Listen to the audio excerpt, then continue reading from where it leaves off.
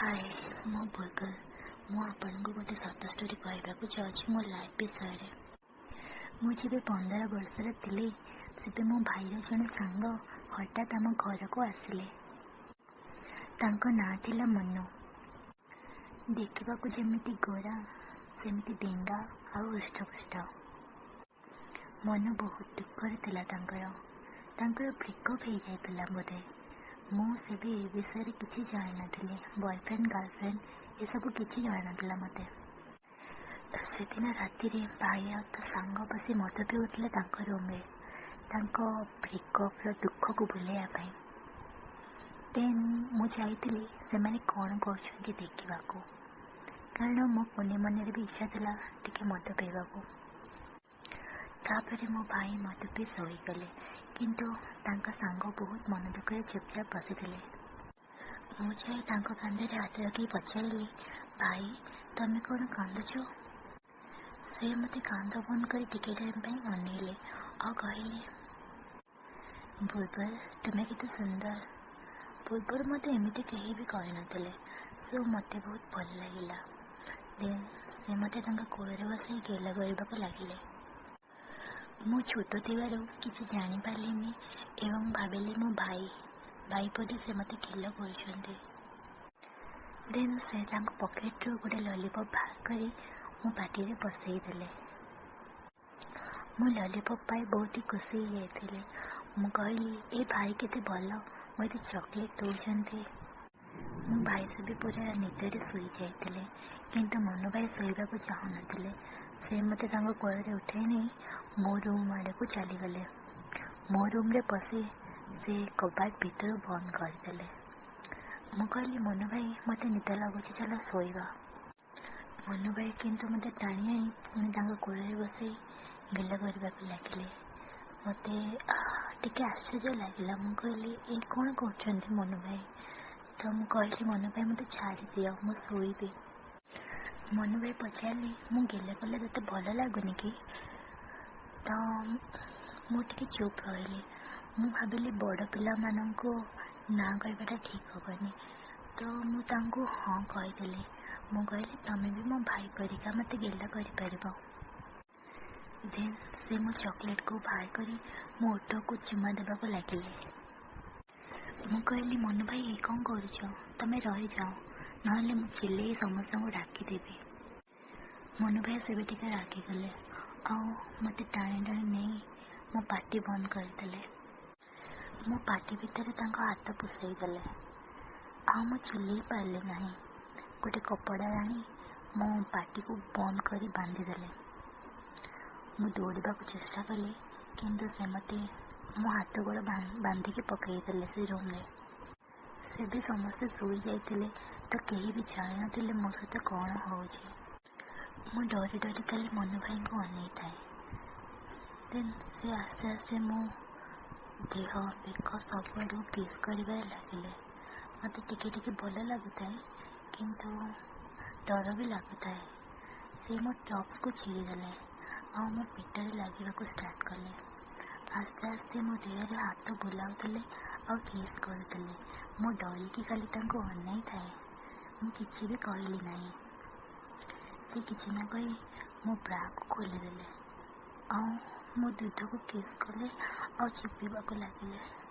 मत टे भल लगुला किंतु डर भी लगुला। मनु भाई किंतु से बहुत हैंडसम लगुले। से निज ड्रेस मत खोलीदे आ मो पे शोई मो देह को किस करने लगे। मो देह को एत सल सल कले मत बहुत ही भल लगे आ मु चिल्लैया बंद करदेली। देन से जानीपारी मो पार्टी से कपड़ाटी पिटेदे आ मत पचारे तमें एमती के आगुरी कर? मो मुंड हल नाई कली।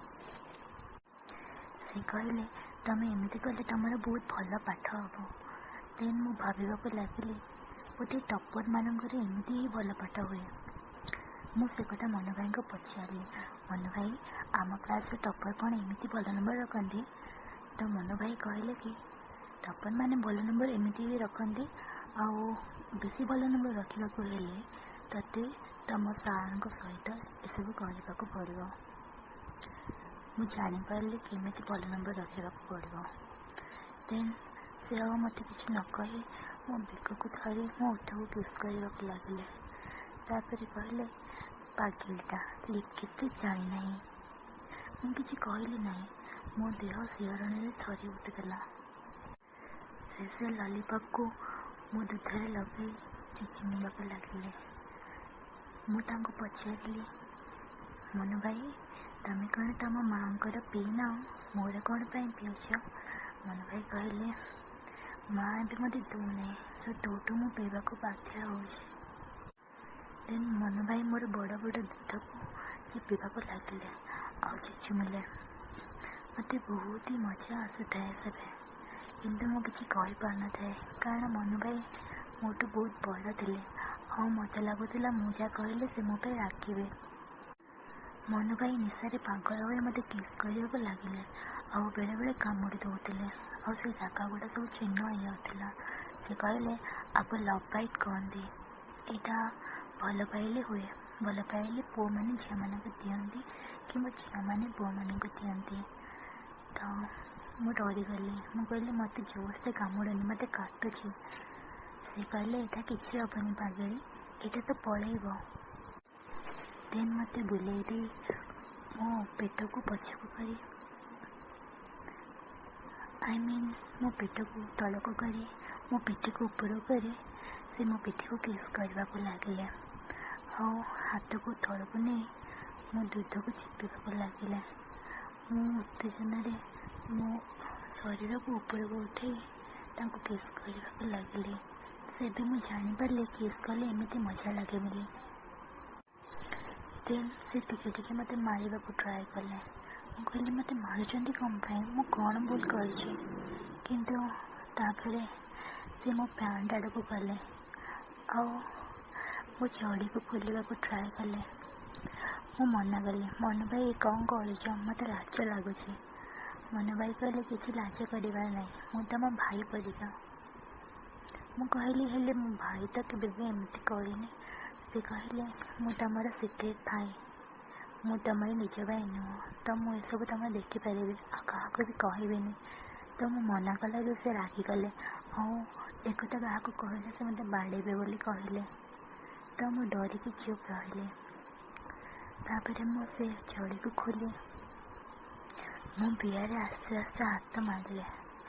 ମୋତେ ବହୁତ ଡର ଲାଗୁଥିଲା ଆଉ ବହୁତ ଭଲ ଲାଗୁଥିଲା। ମୋ ବିଆକୁ ସେ ଆସ୍ତେ ଆସ୍ତେ ଦଳିବାକୁ ଲାଗିଲେ। ତାପରେ କିଛି ଟାଇମ୍ ପରେ ମୁଁ ପାଗଳ ହେଇଗଲି। ସେ ମୋତେ ପଚାରିଲେ, ତମକୁ ଭଲ ଲାଗୁଛି? ମୁଁ ମୁଣ୍ଡ ହଲେଇ ହଁ କହିଲି। ମୁଁ କହିଲି, ରୁହ ନାହିଁ ପ୍ଲିଜ୍, ଆଉ ଟିକେ କର, ବହୁତ ଜୋରସେ କର, ଏମିତି କହିବାକୁ ଲାଗିଲି। ଦେନ୍ ମନୁ ଭାଇ ସବୁ ଜାଣିପାରି ମୋ ବିଆକୁ ମେଲେଇ ଚାଟିବାକୁ ଲାଗିଲେ। ବହୁତ ଜୋରସେ ଚାଟି ଚାଟି ସଫା କରି ଆହୁରି ତା ଭିତରେ ଗୋଟେ ଆଙ୍ଗୁଠି ପଶାଇଦେଲେ। ମୋତେ ଟିକେ କାଟିଲା। ମୁଁ ଏମିତି କରିବାକୁ ଲାଗିଲି। ମନୁ ଭାଇ କହିଲେ, ତମେ ପାଟି ଚୁପ୍ କର, ନହେଲେ ତମ ଘର ଲୋକ ଉଠିଯିବେ। ସୋ ମୁଁ ଡରିକି ମୋ ପାଟି ଚୁପ୍ କରିବାକୁ ଲାଗିଲି, ହେଲେ ପାଟି ଚୁପ୍ କରିପାରିଲି ନାହିଁ, କାରଣ ସେ ମୋତେ ବହୁତ କଷ୍ଟ ଲାଗୁଥିଲା ଆଉ ମଜା ବି ଲାଗୁଥିଲା। ତାପରେ ମନୁ ଭାଇ କ'ଣ କଲେ, ତାଙ୍କ ଦୁଇଟା ଆଙ୍ଗୁଠି ମୋ ପିଆ ଭିତରେ ପଶାଇଦେଲେ ଆଉ ଜୋରସେ ଉପର ତଳ କରିବାକୁ ଲାଗିଲେ। ଏହା ଦେଖି ମୁଁ ପାଗଳ କରି ଚିଲେଇବାକୁ ଲାଗିଲି। ମୁଁ କହିଲି, ମନୁ ଭାଇ ବହୁତ ହି ଭଲ ଲାଗୁଛି, ବନ୍ଦ ହୁଅନି ପ୍ଲିଜ୍। ମନୁ ଭାଇ କହିଲେ, ମୋତେ କିସ୍ କର। ମୁଁ ମନୁ ଭାଇଙ୍କୁ କିସ୍ କରିବାକୁ ଲାଗିଲି ଆଉ ମନୁ ଭାଇ ମୋ ଉପରେ ଶୋଇ ମୋତେ କିସ୍ କଲେ ଆଉ ଆର ହାତରେ ମୁଁ ବିଆ ଭିତରେ ପଶାଇ ହଲ ହଲ କଲେ। ତାପରେ ମନୁ ଭାଇ ତାଙ୍କ ହାତରେ ତାଙ୍କ ଛେପକୁ ନେଇ ମୋ ବିଆରେ ଲଗାଇଥିଲେ। ତାପରେ ମୋତେ ସେଇଠୁ ବହୁତ ହି ଭଲ ଲାଗିଲା। ତାପରେ ମନୁ ଭାଇ ତାଙ୍କ ନିଜ ପ୍ୟାଣ୍ଟ ଖୋଲିଦେଲେ। ମୁଁ କହିଲି, ମନୁ ଭାଇ ତୁମେ କ'ଣ କରୁଛ? ମନୁ ଭାଇ କହିଲେ, ଏମିତି ହିଁ କରାଯାଏ, ପାଠ ଭଲ କରିବାକୁ ହେଲେ ଏମିତି ହିଁ କରିବାକୁ ପଡ଼େ। ମୁଁ କହିଲି, ଏମିତି ତ ଆମ ସାର୍ କହିନଥିଲେ। ସେ କହିଲେ କି ତୁମେ ବାୟୋଲୋଜି ପଢ଼ିଲେ ଜାଣିପାରିବ, ଏଇଟା ତା'ର ପ୍ରାକ୍ଟିକାଲ, ଏଇଟା ସମସ୍ତଙ୍କୁ କରିବାକୁ ପଡ଼େ। ମୁଁ ଭାବିଲି ମୋର ବଳ ହେଲେ କାମରେ ଆସିବ।